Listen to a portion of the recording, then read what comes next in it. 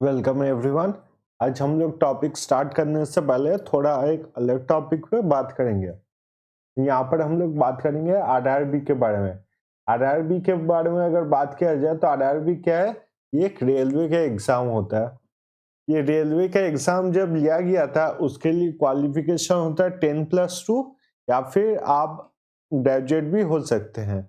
इसमें क्या किया गया है, सभी के लिए एक ही क्वेश्चन पेपर रखा गया, सभी बच्चों के लिए एक ही क्वेश्चन पेपर। अब सब बच्चों के लिए एक क्वेश्चन पेपर रखने से क्या होता है, यहाँ पर आप समझिए कि जो ग्रेजुएट लेवल का स्टूडेंट है वो भी सेम क्वेश्चन पेपर सॉल्व कर रहा है और 10+2 का जो बच्चा है वो भी सेम क्वेश्चन पेपर सॉल्व कर रहा है। तो इससे कोई भी समझ सकता है जो ग्रेजुएट लेवल का स्टूडेंट है उसका एग्जाम अच्छा जाएगा और 10+2 जो है उनका एग्जाम अच्छा नहीं जाएगा। तो यहाँ पर ज्यादातर जो सिलेक्टेड है, ज्यादातर आपका ग्रेजुएट लेवल स्टूडेंट्स को सिलेक्ट किया गया। और इसके लिए बहुत सारे 10+2 के ऐसे स्टूडेंट्स हैं जिनको एग्जाम लिखने पर भी इक्वल एडवांटेज नहीं मिल रहा था। तो इसके लिए ये प्रोटेस्ट चल रहा है, RRB NTPC one student one result. और गवर्नमेंट ने काम क्या किया, यहाँ पर जो स्टूडेंट्स है एक ही स्टूडेंट को मान लीजिए उन्होंने 4 नौकरी दे दी और वो क्लेम ये कर रहे हैं कि नौकरी का जो परसेंटेज है वो उन्होंने बढ़ा दिया, ये करप्शन कर रहा है। तो अब हम लोग उनके लिए क्यों आवाज उठाए? ये तो 10+2 के या फिर ग्रेजुएट लेवल स्टूडेंट्स है, हम लोग को तो उनसे मतलब नहीं है। तो एक बार आप एक चार्ट देखिए, यहाँ पर आप चार्ट में देखेंगे कि जैसे आपका लेवल ऑफ एजुकेशन बढ़ते जा रहा है वैसे आपका अनएम्प्लॉयमेंट भी इंक्रीज होता है। ये सिर्फ इंडिया में ही हो रहा है, जहाँ पर जितना ज्यादा आपका एजुकेशन रहेगा, जैसा आप देख रहे हैं ग्रेजुएशन और हायर देन ग्रेजुएशन अगर आप करेंगे तो आपका अनएम्प्लॉयड होने का रेट 19.4% हो जाता है, जो कि दूसरे किसी भी परसेंटेज से ज्यादा है। तो अभी आप अगर उनके बारे में बात नहीं करेंगे तो फिर बाद में जब हम लोग के साथ गलत होगा तब वो लोग हम लोग के साथ नहीं आएंगे। तो गवर्नमेंट ऐसा ही चाहती है, हर एक गवर्नमेंट चाहती है टू डिवाइड एंड रूल। अभी हम लोग अगर ये सोचेंगे कि ये तो उनका प्रॉब्लम है, हम लोग नहीं देखते, तो फिर बाद में जब ये सबका प्रॉब्लम हो जाएगा तो सभी ये चीज इग्नोर करने लगेंगे। और इसके लिए आपको ट्वीट करना है RRBNTPC_1, स्मॉल लेटर में लिखना है student_1, फिर लिखना है रिजल्ट। और ये आपको सिर्फ दिन में 3 ट्वीट्स करने हैं। और ये कब तक करने हैं? ये 7 दिन तक करने हैं। तो हर एक स्टूडेंट जो है 3 ट्वीट्स करेंगे 7 दिनों के लिए। RRB NTPC 1 student 1 result. अब बात करते हैं लॉजिकल तरीके से, गवर्नमेंट जो है, गवर्नमेंट हम लोग की बात क्यों सुनेगी? तो इसके लिए एक बार स्लाइड को क्लियर कर देते हैं।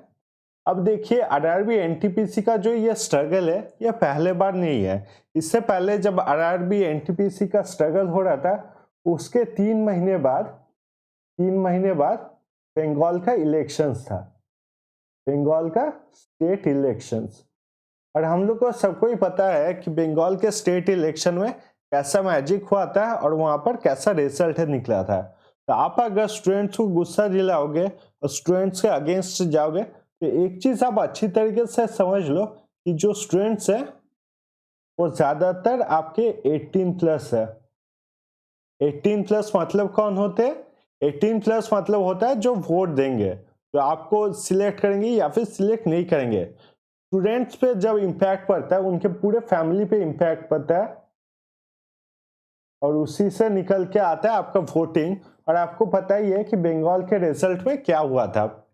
अब आते हैं अभी के टाइम पे, अभी जो स्ट्रगल हो रहा है उससे क्या होगा, उनसे उनका डर है 10th फरवरी को देश के 5 स्टेट्स में इलेक्शन है।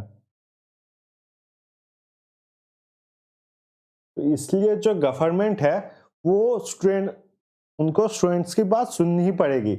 हम लोग का सिर्फ काम यही है कि RRB NTPC इतना जोर से हो, इतना फैले इस बात को, ताकि दुनिया की इन 5 स्टेट्स का और इंडिया के जितने भी स्टूडेंट्स हैं सबको ये पता चले कि जो गवर्नमेंट है या फिर आरआरबी का जो ऑर्गेनाइजेशन है वो स्टूडेंट के साथ कितना बुरा कर रही है, और फिर इसका इफेक्ट देखने में हम लोग को ज़्यादा टाइम नहीं लगेगा।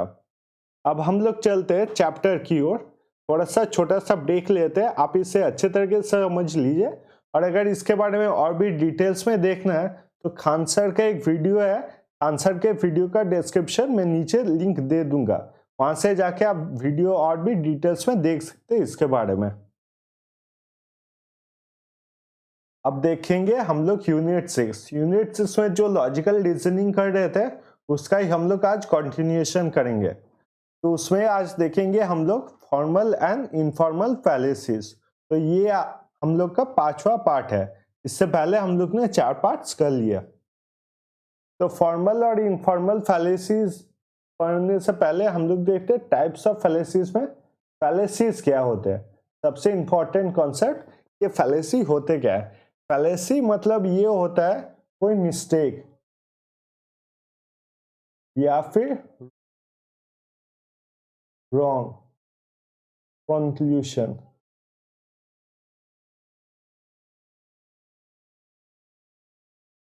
कोई भी मिस्टेक निकालना या फिर कोई भी गलत इंटरफेरेंस निकालना, वही होता है फैलेसीज।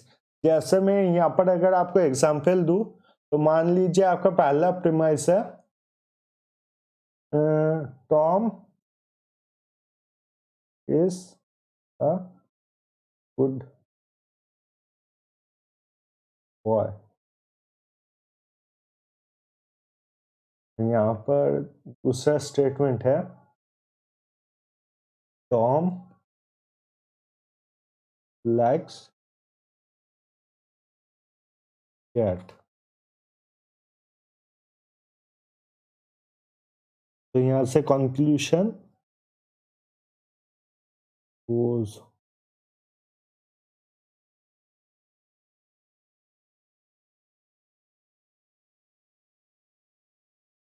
cat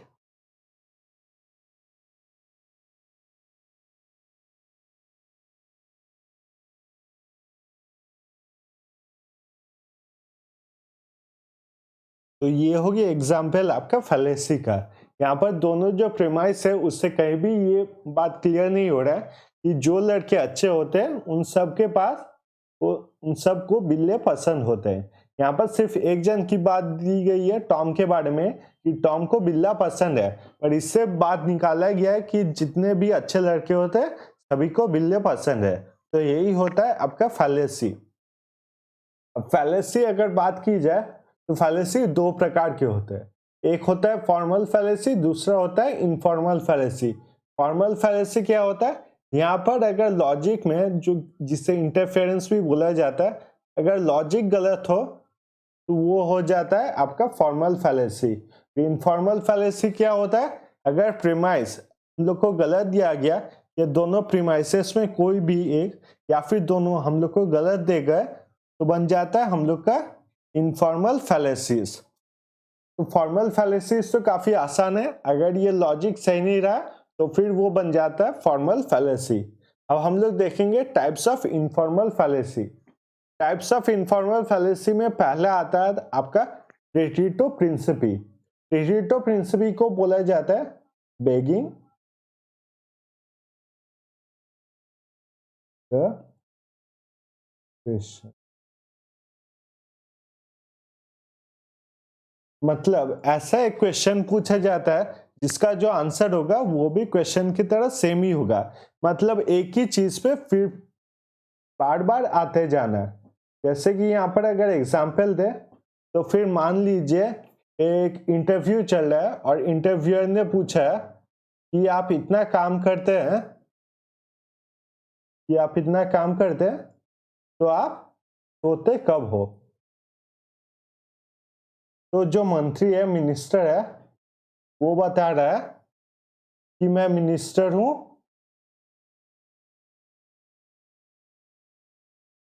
इसलिए मुझे काम करना पड़ता है। तो फिर देखिए जो दोनों सेंटेंस है एक ही चीज पे ये डिटेल्स है कि मंत्री जी बहुत काम करते हैं, इंटरव्यूअर ने भी वही पूछा कि आप इतना काम करते हो तो सोते कब हो। मंत्री जी ने भी वही बताया, मैं देश का मंत्री हूँ इसलिए बहुत काम करता हूँ। तो यही है आपका पेटिटो प्रिंसिपी। इनफॉर्मल फैलेसीज का पहला टाइप है पेटिटो प्रिंसिपी, जिसमें एक ही चीज पे, एक ही टॉपिक पे बार बार आया जाता है। फिर है आपका एक्सीडेंट फैलेसी। ये आ गया आपका एक्सीडेंट फैलेसी। इसमें जो एक जनरल प्रिंसिपल है, जनरल प्रिंसिपल, वो सभी पर्टिकुलर्स पे अप्लाई किए जाते हैं, जहां पर वो अप्लाई भी नहीं हो सकते। जैसे कि मैं यहां पर अगर एग्जांपल दूं, मान लीजिए पहला है कि murderous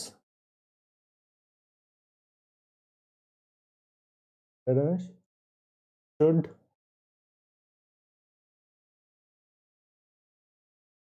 be hanged।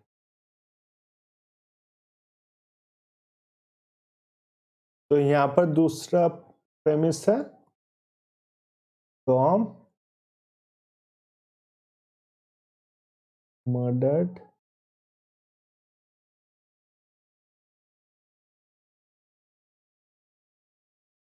A mosquito. हाय, तो इससे क्या हम लोग कंक्लूजन निकाल सकते हैं कि टॉम शुड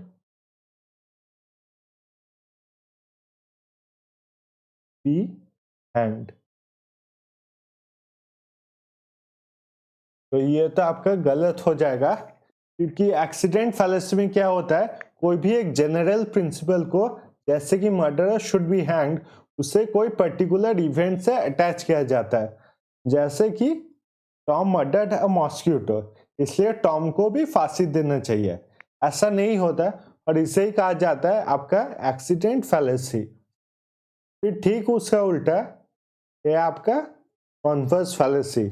कॉन्वर्स फैलेसी में क्या होता है, कोई एक पर्टिकुलर इवेंट जो है, कोई पर्टिकुलर इवेंट जो है उससे जनरल बनाया जाता है। जैसे कि पहला सेंटेंस अगर देखा जाए,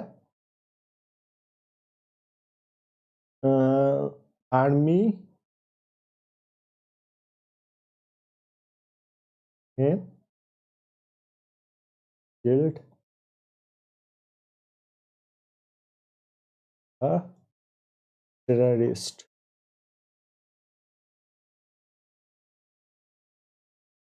और आपका दूसरा सेंटेंस है किलिंग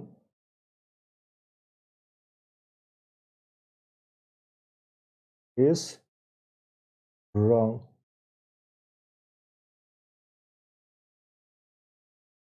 तो क्या इससे हम लोग कंक्लूजन निकाल सकते हैं कि कंक्लूजन आर्मी मैन रॉन्ग।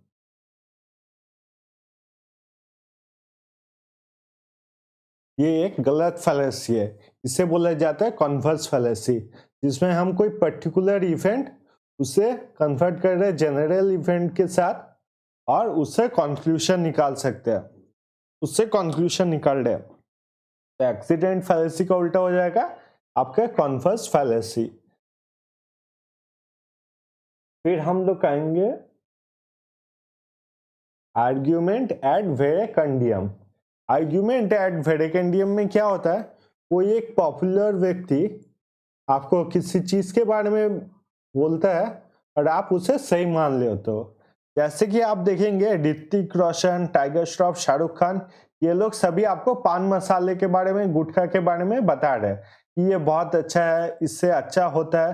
तो आपको क्या लगता है कि पान मसाला गुटखा खाने के बाद सिक्स पैक एब्स बन जाता है? नहीं होता है। पर ये आर्ग्यूमेंटेड एड वेरिकेंडियम में क्या होता है, पॉपुलैरिटी के बेसिस पे कोई बात बताया जाता है। जैसे कि आप टूथपेस्ट के ऐड में भी देखोगे, तो टूथपेस्ट के ऐड में बोला जाता है कि 99 0.9% डॉक्टर्स इसी को रेकमेंड करते हैं। और एक डॉक्टर लैब वाला कोट पहन के एक व्यक्ति ये चीज बोलते रहता है, जबकि वो व्यक्ति कोई नहीं, सिर्फ एक एक्टर होता है। तो इंसान जब लॉजिक को छोड़ के किसी एक आदमी का बात मानने लगता है, किसी के बात पॉपुलैरिटी के वजह से, उसे कहा जाता है आर्ग्यूमेंटम एड वेरेकंडियम। फिर आएंगे आर्ग्यूमेंट एड पॉपुलम। आर्ग्यूमेंट एड पॉपुलम में क्या होता है, इसमें आपके जो इमोशन होते हैं उन्हें इवोक किया जाता है। इमोशन ज्यादातर जो इवोक होते हैं वो होता है प्यार या फिर नफरत। तो यहाँ पर आप देख ही सकते हैं कि इमोशन से कितना कुछ चेंज किया जा सकता है। जैसे एक पॉलिटिकल पार्टी की बात अगर की जाए तो उस पॉलिटिकल पार्टी ने बोला था कि मुझे वोट दीजिए क्योंकि हिंदू खतरे में है। तो अभी देखिए वो पॉलिटिकल पार्टी इंडिया के ऊपर रूल कर रही है, इलेक्शन जीत गई है और इंडिया के ऊपर रूल कर रही है। तो उसका जो मेन मोटिव था कि इंडिया के ऊपर इलेक्शन जीतना, वो कंप्लीट हो गया। जीतना वो उसका कंप्लीट हो गया, वो आर्गुमेंट एट पॉपुलम। या फिर आप देख सकते हैं हमारे एक वाइस प्रेसिडेंट थे जो 10 साल तक तो आराम से थे, कोई टेंशन नहीं था उनको, पर जैसे ही उन्हें वाइस प्रेसिडेंट से हटा दिया गया उसके बाद ही उन्होंने बोल दिया कि मुस्लिम्स जो है वो इंडिया में खतरे में है। तो मुस्लिम्स जो इंडिया में खतरे में है, ये बोलने के बाद उन्होंने अपना एक बुक निकाला, अपना एक ऑटोबायोग्राफी निकाला, और वो बुक बहुत अच्छे तरीके से बिका। उनका मेन मोटिव क्या था, ये बुक को अच्छे तरीके से सेल करना, वो हो गया था। वो भी कैसे हुआ, आर्ग्यूमेंट एट पॉपुलम से, क्योंकि उन्होंने एक इमोशन को टाई कर दिया था। फिर आते आर्ग्यूमेंट एट मिसकॉर्डियम। आर्ग्यूमेंट एट मिसकॉर्डियम में क्या होता है, कोई एक पीटी का बात बोला जाता है। जैसे मान लीजिए कोई इंटरव्यू हो रहा है, इंटरव्यू में पूछा गया why should you get this job। Interviewer ने पूछा है कि तुम्हें ये काम क्यों मिलना चाहिए, तो वो आंसर देता है कि आई एम पुअर, मैं गरीब हूँ, मेरे पास पैसे नहीं है, मेरी फैमिली के पास खाने के लिए कुछ है नहीं, तो आप प्लीज ये काम मुझे दे दीजिए। ये होता है आर्ग्यूमेंट एड मिसकॉर्डियम। जब आप पीटी दिखा के कोई चीज मांगते हो या फिर किसी चीज के बारे में लॉजिक देते हो, उसे कहा जाता है आर्ग्यूमेंट एड मिसकॉर्डियम। फिर देखेंगे आर्ग्यूमेंट एट बेक्यूलम। आर्ग्यूमेंट एट बेक्यूलम में क्या होता है, कोई भी एक चीज के बारे में फियर दिखाया जाता है। जैसे कि एक थे आपके साउथ अमेरिका के डॉन, उनका नाम था आपका पाब्लो एस्कोबार। आप लोग ने बहुत जनों ने सुना होगा इनके बारे में, का नाम था पाब्लो एस्कोबार। उनका कभी भी जब पुलिस उनको रोकती थी या पुलिस के साथ उनका झगड़ा होता था, तो उनका एक फेमस लाइन है जो वो यूज करते थे, वो था आपका प्लाटो वो प्लोमो। उनका फेमस लाइन था प्लाटो ओ प्लोमो। अब प्लाटो प्लोमो का मतलब क्या होता है, प्लाटो का मतलब होता था आपका सिल्फर, और प्लोमो का मतलब होता था लेड। तो जब भी पुलिस के साथ उनका झगड़ा होता था, वो बोलते थे आप चाहिए तो मेरे से पैसा ले लीजिए, या फिर अगर आप पैसा नहीं लेते और मुझे नहीं छोड़ते तो आपको गोली मार दिया जाएगा। लेड, आपके बॉडी में लेड दिया जाएगा, मतलब आपको गोली मार दिया जाएगा। तो आप जब कोई भी आर्ग्यूमेंट करते हो और उसमें फियर दिखाते हो, तो उसे कहा जाता है आर्ग्यूमेंट एट बैक्यूलम। फिर अगला देखेंगे हम लोग आर्ग्यूमेंट एट इग्नोरेटियम। आर्ग्यूमेंट एट इग्नोरेटियम में क्या होता है, ये लैक ऑफ नॉलेज के थ्रू बताया जाता है कि किसी के बारे में अगर हम लोग को ज्ञान नहीं है तो फिर वो सही है। जैसे कि एक पर्सन आर्ग्यूमेंट देता है कि भगवान है, भगवान, तो दूसरा पर्सन जो है वो नहीं कह सकता कि भगवान नहीं है, क्योंकि वो ये चीज प्रूफ नहीं कर सकता। तो क्योंकि वो ये चीज प्रूफ नहीं कर सकता कि भगवान नहीं है, इसलिए ये मान लिया जाएगा कि भगवान है। तो इसे कहा जाता है आर्ग्यूमेंट एड इग्नोरेटियम, कि कोई चीज अगर आप प्रूफ नहीं कर पा रहे उस चीज के मुताबिक वो चीज है, या प्रूफ जब नहीं कर पा रहे तो ये प्रूफ हो गया कि वो है। फिर आता है argument eight holmium. Argument eight holmium ज्यादातर आपके ये जो इलेक्शंस होते हैं या फिर जो पॉलिटिकल पार्टीज होते हैं उसमें यूज किया जाता है। उसमें एक मिनिस्टर का मैं एक एग्जांपल देता हूँ आपको। उस मिनिस्टर का इमेज इतना खराब कर दिया गया है कि वो मिनिस्टर अब कुछ भी बोले तो फिर उससे किसी को फर्क नहीं पड़ता, वो मिनिस्टर गलत ही होता है। जब आप किसी के रेस के ऊपर, स्किन कलर के ऊपर कोई बात कहते हो और उस आदमी को नीचे गिरा देते हो, तब उसे कहा जाता है आर्ग्यूमेंट एड होमियम। लोगों के नजर में वो नीचे गिर जाता है, अब उसके बाद के कोई वैल्यू नहीं है। जैसे मैं यहाँ पर एग्जाम्पल दूं अगर बायजूस का, अगर मैं यहाँ पर बायजूस का एग्जाम्पल दूं तो फिर उसमें बायजूस का ऐड कौन करते हैं, तब एसआर के। अब शाहरुख खान के जो बेटे हैं वो खुद गए हैं ड्रग केस में उनका नाम उठा है।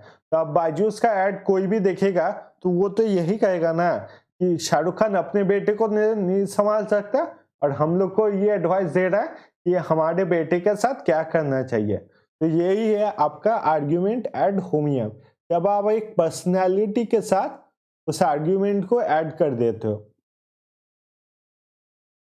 इसके बाद बात करेंगे इग्नोरेशियो एलेंची के बारे में। इग्नोरेशियो एलेंची में क्या होता है, इसमें टॉपिक को अवॉइड किया जाता है। जैसे कि ये भी पॉलिटिक्स में बहुत किया जाता है। आपको एक एग्जांपल दूं, मान लीजिए एक पर्सन है ए, उसने कहा कि मेक इन इंडिया से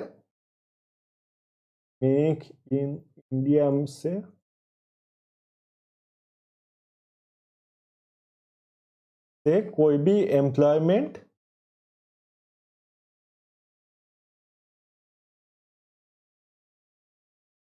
इंक्रीज नहीं हुआ। अब जो उसका जवाब दे रहा है मिनिस्टर भी, वो कह रहा कि ये कैसे लोग हैं जो आपके मेक इन इंडिया का मजाक उड़ा रहे हैं।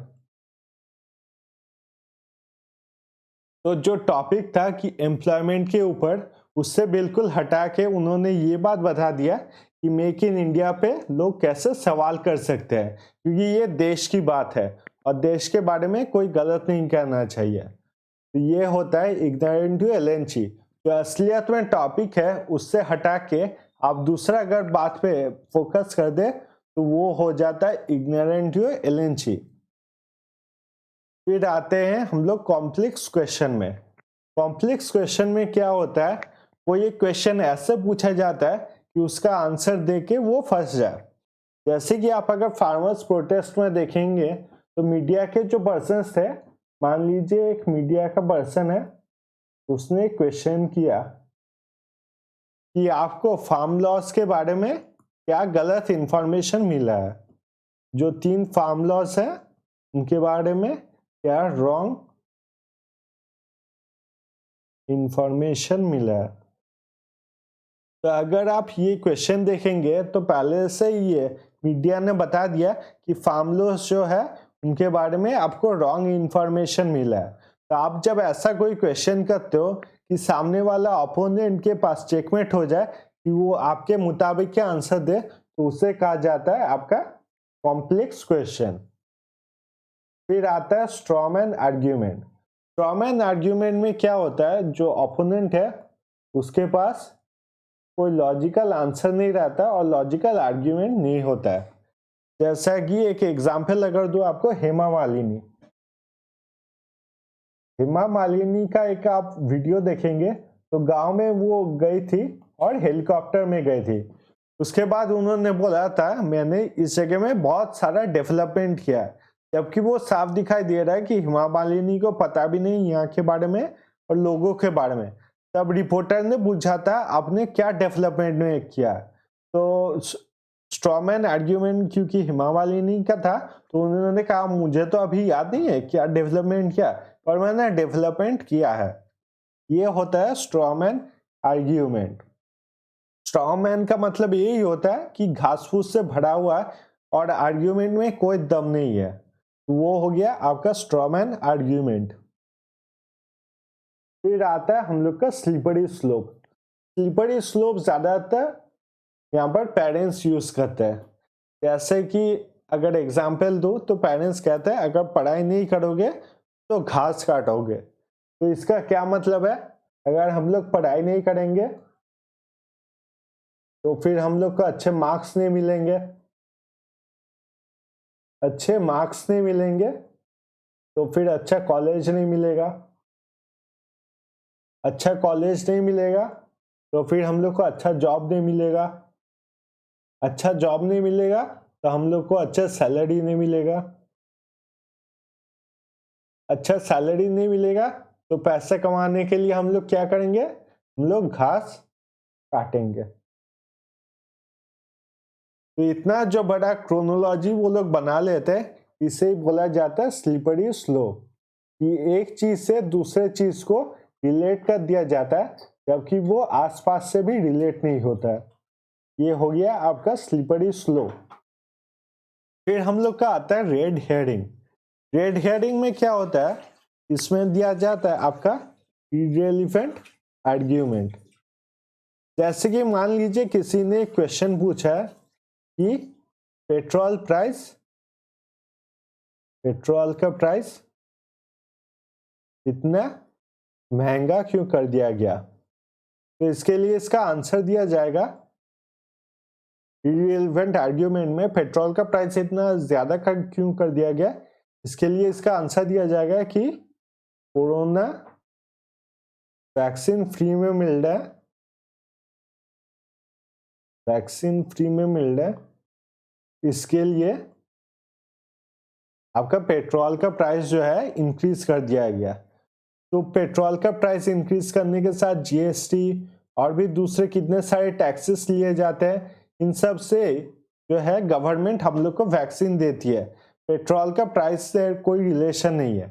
तो ये है एक इररिलेवेंट आर्ग्यूमेंट कि पेट्रोल का प्राइस क्योंकि ज्यादा है इसलिए कोरोना वैक्सीन फ्री में दिया जा रहा है। तो ये होता है आपका एक इररिलेवेंट आर्ग्यूमेंट। फिर आ गया fallacies due to ambiguity. Fallacies due to ambiguity, ambiguity का मतलब क्या होता है, कोई भी वर्ड जो होता है वो जब हम लोग को क्लियर नहीं होता है उसे कहा जाता है आपका एम्बिग्युइटी। तो एम्बिग्युइटी में सबसे पहले क्या आ गया, सबसे पहले फैलेसी ड्यू टू एम्बिग्युइटी में आ गया इक्विवोकेशन, इसका मतलब होता है एम्बिगुअस वर्ड। तो काफी ऐसे वर्ड होते हैं जिसके अलग अलग मीनिंग होता है। मान लीजिए कोई वर्ड है जैसे प्लेन, तो प्लेन का मतलब क्या होता है, लैंड एरिया।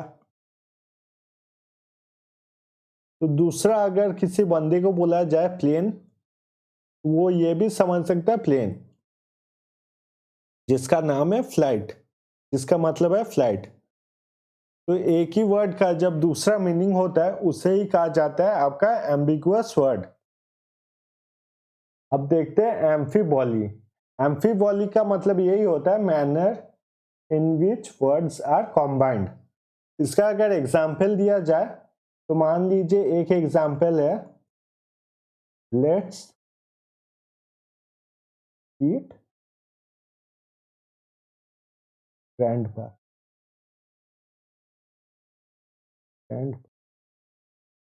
इसी को अगर दूसरे तरीके से लिखा जाएगा ये हो जाएगा लेट्स ईट ग्रैंडपा। तो ये दोनों लाइन जो है, दोनों वर्ड्स तो सेम है पर इनका अरेंजमेंट थोड़ा सा अलग है और इनका मीनिंग पूरे तरीके से इसके लिए अलग हो गया है। पहला का सेंटेंस देखा जाए तो यहाँ पर क्या है, लेट्स इट ग्रैंडपा। तो यहाँ पर ग्रैंडपा को बुलाया जा रहा है ताकि उनके साथ एक मील खाया जा सके, और इसका मतलब क्या हो गया, लेट्स इट ग्रैंडपा, जो दादाजी है उनको ही खा लेते हैं। इसी को कहा जाता है एम्फीबॉली। जब वर्ड्स को जैसे लिखा जाता है उसको थोड़ा सा चेंज होता है, उसके लिए पूरा मीनिंग चेंज हो जाता है, वही होता है आपका एम्फीबॉली फैलेसी। फिर लास्ट में आता है हम लोग का एक्सेंट। एक्सेंट का मतलब होता है हम लोग कैसे बात करते हैं, या हम लोग के बात करने का तरीका कैसा रहता है। जैसे हम लोग बहुत सारी इंग्लिश मूवीज देखते हैं, वो इंग्लिश मूवीज में हम लोग को सबटाइटल्स यूज करना पड़ता है, क्योंकि जो ब्रिटिश एक्सेंट होता है, अमेरिकन एक्सेंट, कैरेबियन एक्सेंट, हम लोग को वो समझ में नहीं आता है। इंग्लिश तो समझ में आता है, पर वो जिस एक्सेंट से हम लोग को बताते हैं, वो चीज बोलते हैं, वो हम लोग को समझ में नहीं आता है। तो यही था आज के चैप्टर के लिए। अब हम लोग एक बार पूरा रिवाइज कर लेंगे। स्टार्ट करते हैं। पहले बात करेंगे टाइप्स ऑफ फैलेसीज के बारे में। टाइप्स ऑफ फैलेसी अगर बात की जाए तो दो तरीके फैलेसी होते हैं, एक फॉर्मल और एक होता है आपका इनफॉर्मल। फॉर्मल फैलेसी कौन सा होता है, जो लॉजिक के बेसिस पे होता है। तो इनफॉर्मल फैलेसीज आपके प्रेमिसेस के बेस पे होता है। फिर देखेंगे हम लोग types of informal fallacy. Types of informal fallacy अगर बात की जाए तो सबसे पहले आता है पेटिटो प्रिंसिपी। पेटिटो प्रिंसिपी में क्या होता है, एक ही जो टॉपिक है उसी के बारे में बार बार बात किया जाता है। फिर होता है आपका एक्सीडेंट फैलेसी। एक्सीडेंट फैलेसी में क्या होता है, जो एक जनरल चीज है उसे हर एक पर्टिकुलर टॉपिक से ऐड किया जाता है और वहां से कंक्लूजन निकाला जाता है। एक्सीडेंट फैलेसी का ठीक उल्टा है आपका कॉन्वर्स फैलेसी। कॉन्वर्स फैलेसी में क्या होता है, कोई एक जो पर्टिकुलर चीज है से आपका जनरल स्टेटमेंट कंपेयर किया जाता है और वहां से आपका कंक्लूजन निकाला जाता है। फिर आता है आपका आर्ग्यूमेंट एड वेरिकेंडियम। आर्ग्यूमेंट एड वेरिकेंडियम में क्या होता है, हम ये नहीं देखते कि कौन क्या बोल रहा है, पर उसकी क्या पॉपुलैरिटी है उसके बेसिस के ऊपर उसको डिसाइड करते हैं कि वो सही बता रहा है कि गलत बता रहा है। ये होता है आर्ग्यूमेंट एड वेरिकेंडियम। फिर है आपका आर्ग्यूमेंट एड पॉपुलम। आर्ग्यूमेंट एड पॉपुलम में क्या होता है, जो लोगों की इमोशंस होते हैं, ज्यादातर हम लोग के लव या फिर हेट्रेड जो होते हैं, वो इमोशंस को इवोक किया जाता है। ज्यादातर आपका जो दंगा होता है, दंगा फसाद में ये सब यूज किया जाता है। फिर आता है आर्ग्यूमेंट एट मिसकोरेंडियम। आर्ग्यूमेंट एट मिसकोरेंडियम में क्या होता है, कोई एक लॉजिक तो नहीं होता है, पर इमोशंस को अराइज किया जाता है और पीटी दिखाया जाता है ताकि उसको सही बता पाए। यही है आपका आर्ग्यूमेंटा एट मिसकोरेंडियम। फिर आता है हम लोग का आर्ग्यूमेंट एट वैक्यूलम। आर्ग्यूमेंट एट वैक्यूलम में किसी को डर दिखाया जाता है या फिर हायर ऑथोरिटी दिखाया जाता है। एक अच्छा एग्जाम्पल है, जैसे मंत्री और मंत्री के बेटे ये सब बोलते हैं, तुम जानते हो मेरा बाप कौन है। तो यही है आपका आर्ग्यूमेंट एट वैक्यूलम, जब कोई लॉजिक नहीं रहता है और फियर के ऊपर आप वो आर्ग्यूमेंट जीतना चाहते हो। फिर आता है आपका आर्ग्यूमेंट एट इग्नोरेटियम। आर्ग्यूमेंट एट इग्नोरेटियम का क्या है, उसमें जब आप कोई चीज है और उससे प्रूव नहीं कर सकते, तब वो चीज आपका सही मान लिया जाता है, उसे कहा जाता है आर्ग्यूमेंट एट इग्नोरेटियम। फिर आता है argument eight holmium. Argument eight holmium में क्या होता है, आप जब स्पीकर के बातों को नहीं पर उसके पर्सनैलिटी के ऊपर जज करते हो, तब होता है आर्ग्यूमेंट एट होमियम। फिर हम लोग आएंगे इग्नरेशियो एलेंची पे।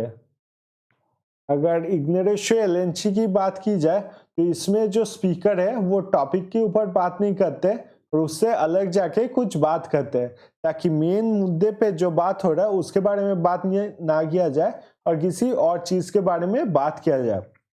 फिर आता है कॉम्प्लेक्स क्वेश्चन। कॉम्प्लेक्स क्वेश्चन में जो आपका आर्ग्यूमेंट पेश कर रहा है और सामने वाला होता है, ज्यादातर लॉयर्स भी ये काम करते हैं कि सामने वाले को ऐसा एक क्वेश्चन पूछते हैं ताकि लॉयर के हिसाब से या फिर लॉयर की इच्छा के मुताबिक वो आंसर मिल सके। इसे कहा जाता है आपका कॉम्प्लेक्स क्वेश्चन। फिर आता है स्ट्रॉमैन आर्ग्यूमेंट। स्ट्रॉमैन आर्ग्यूमेंट में जो आर्ग्यूमेंट देते हैं उनका लॉजिक इतना ही वीक होता है कि आसानी से उनको काउंटरएक्ट किया जा सके। तो यही होता है आपका स्ट्रॉमैन आर्ग्यूमेंट। फिर आ गया हम लोग का स्लीपरी स्लोप। स्लीपरी स्लोप मतलब होता है कोई दो चीज में हम लोग कनेक्शन बनाते हैं जिनके बीच में दूर दूर तक कोई कनेक्शन नहीं है, वही होता है आपका स्लीपरी स्लोप। फिर आ गया आपका रेड हेयरिंग। तो रेड हेयरिंग में किसी भी चीज का जब हम लोग इलॉजिकल आंसर देते हैं और इररिलेवेंट आर्ग्यूमेंट करते हैं, उसे कहा जाता है आपका रेड हेयरिंग। फिर देखेंगे fallacies due to ambiguity. Fallacies due to ambiguity अगर बोला जाए तो फिर ये तीन प्रकार के हैं। पहला है आपका इक्विफोकेशन। इक्विफोकेशन में क्या होता है, ऐसे वर्ड्स यूज किए जाते हैं जिसके एक से ज्यादा मतलब हो। फिर है एम्फीबॉली। एम्फीबॉली में क्या होता है, वर्ड्स को ऐसे अरेंज किया जाता है कि उनका मीनिंग बदल सके। एक्सेंट में क्या होता है, ये हम लोग के बर्थ से होता है, जो जहाँ से होता है वो लैंग्वेज अनक्लियर तरीके से सुनाई देता है, तो इसलिए हम लोग उसे अच्छी तरीके से समझ नहीं सकते। तो ये हो गए आपके टाइप्स ऑफ फैलेसिस। तो मेरे बचपन का सपना था कि आप लोग इस चैनल के ऊपर सब्सक्राइब करो और मेरा सब्सक्राइबर काउंट जो है वो बढ़ जाए। ये मेरा बचपन का सपना था, इसी से पूरा कर दीजिए। तो क्वेश्चन है कि ये किस तरीके का फैलेसी है, आर्ग्यूमेंट एट वेरिकंडियम, इग्नारेशियो एलेंची, या फिर आर्ग्यूमेंट एट मिस्कॉरिंडियम। ये आंसर आपको देना होगा कमेंट सेक्शन में कि मैंने जो अभी बताया वो किस टाइप का फैलेसी है। ये वीडियो देखने के लिए थैंक यू सो मच। मिलेंगे अगले वीडियो पे।